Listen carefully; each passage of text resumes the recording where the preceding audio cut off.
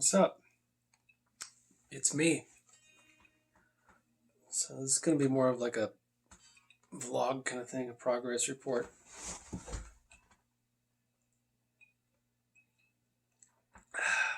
So I've been tracking,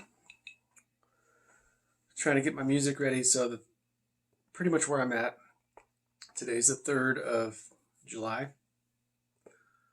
And on the 28th of July, I have studio time booked to record vocals. And it's going slow. And it actually got bumped up because of scheduling error and stuff. But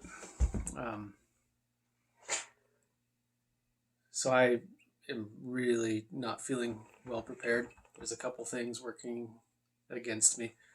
My voice has been bad. I think it's kind of a cluster of symptoms that seems to match up with like a long COVID kind of thing. There's nothing really to be done other than just learn how to use my voice again and let it heal up. Not really a big deal, but just crappy. Um,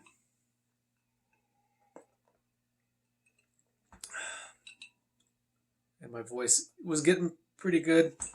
Had some red wine and it kind of just ate it all up. So today's gin.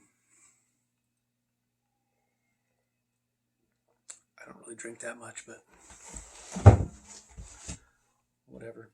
Um, but yeah, so it's been pretty interesting. Tracking guitars.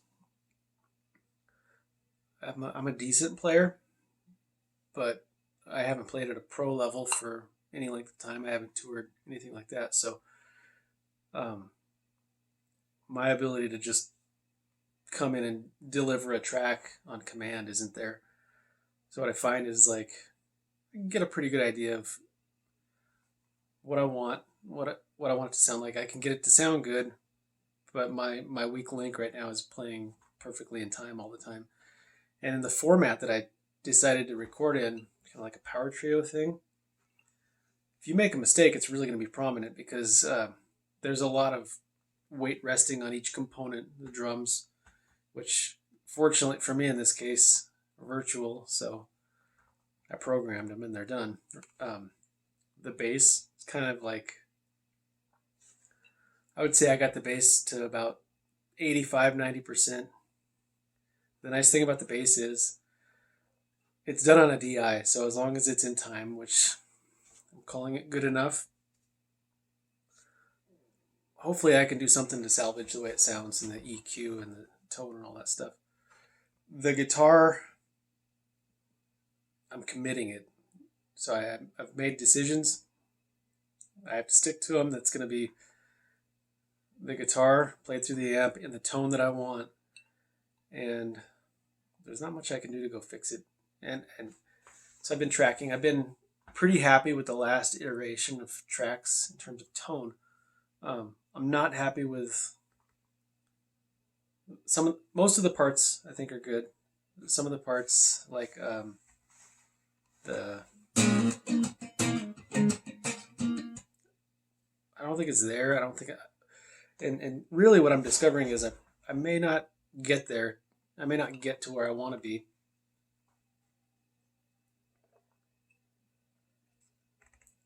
And I might just have to accept that. And so it comes down to why am I recording? Well, do I know that I can record an album and get a big hit and a lot of money and a lot of success? I don't know that. So that's not why I'm doing this. Um, do I know that I can make the best album that I could ever make? No, I don't know that either. It's very unlikely. But what I do know is that if I want to get better, if I want to get closer to doing those things, achieving some measure of success, whatever that means, or making the best album that I can, I have to just start doing it. I'm not going to get any better if I don't do it. And there's a couple things. So I might have to put up with the idea, the fact that I'm not capable of producing what I would like to produce in terms of my work quality. And I may have to, even though like I think my songs are good, but I'm starting to discover what people say when they're like, I have no idea if this is going to be any good or not, because after you play the thing, 1,000 times, it's like if you said the word, you said one word over and over and over again, it stops making any sense. It just starts sounding like gibberish. I think that's this whole process is so long and drawn out. And if I were in a band, it would be like show up, practice the parts, get instant feedback of what they sound like in real time from the other players, from you, from listening, and that process of like, I hear you and I adapt. Well, doing that in isolation is like you play it and you render it and you go put it in a car and listen to it. And it's like, okay, it needs some work here.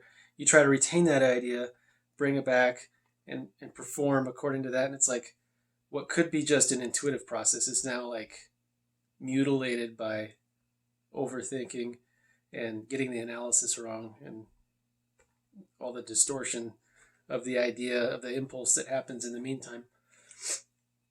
And the other thing about not being in a band is if I were in a band, I'd be practicing with some people, and there would be kind of a commitment, a pre-made commitment that we're going to come in and we're going to be playing in time. And if there's something wrong, we're going to make it right. But if it's just me, I might find something that's a little more urgent, some fire that I need to put out at home, something that needs my attention. I don't have that pre-made commitment that, okay, the band is going to hash this thing out together. It's more like, if I can get to it, I'll get to it. So I'm not putting in the time that I need to show up on recording day ready to record. It's more like, gosh, I hope I can make this right. And so I don't know how many tracks I performed when I'm trying to get all my takes in. Probably 20. And I'm hoping to salvage something out of comping all those together. And I actually had to resort in probably like 2, 3 cases of doing a little nip and tuck to make things sound in time, because it's like I can't tolerate that. I try to be as fair and balanced as I can in terms of like, hey, it's rock and roll. There's going to be mistakes. It's not a computer um, generated piece of music. I want there to be some realism, but the realism that I want is more like I'm feeling this way, and this is why I'm doing it. I don't want it to be like I'm not capable. So there's a lot of I'm going to have to be like, do I leave it and move on and be realistic and sacrifice the perfection for the greater cause of finishing something, which I think is very important? Or do I say, this is low hanging fruit. If I do it again, I can do it better. But the thing is, I'm listening to, version 2 of my scratch guitar tracks versus version 1 of my finished guitar tracks, and it's like, did I get that much different? Did I get that much of a better performance? Like, in some ways, yes. In a lot of ways, no. So, how many times am I going to try this? Also, knowing that in let's say 25 days, 3 weeks plus, that I'm going to have to show up in a recording studio to do vocal tracks, and I've only got one song with any kind of like semblance of finished instrumentation underneath. That's a little disturbing to me.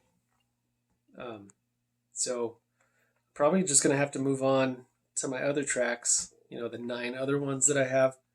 And hope that, there's some of them are just easier to play. So there's that. There's probably 3 or 4 of them that I could just go out and whip out. There's a couple that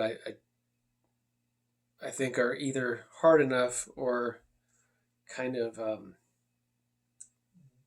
not finished in terms of I don't even know what the guitar part's going to sound like, or I know that in one of the songs two of the songs, I plan for guitar solos that I want to kind of just like really be good. Um, and my chops aren't there right now. And there's things that I want to achieve, and it may just come down to knowing I'm not up to achieving and delivering those things at this time yet. At the tender age of 47, that I might need more time. So it's kind of the deal when you're a working person and you're trying to. I think of it as like I got this gravity holding me in, and I got to achieve the escape velocity to move myself to a different reality. How do I make that happen? And it's just like love, discipline, and work, and making it through all the times when life seems to be just throwing everything it can at me, almost like on purpose to like say, hey, you're really gonna have to try hard if you're gonna get through this stuff, and it's demanding. But I think if a person is doing stuff for the right reasons, um, it it's probably part of what actually keeps me sane. So anyway, I just have the guitar here to make me more comfortable when I talk. That's about it. I'll catch you next time.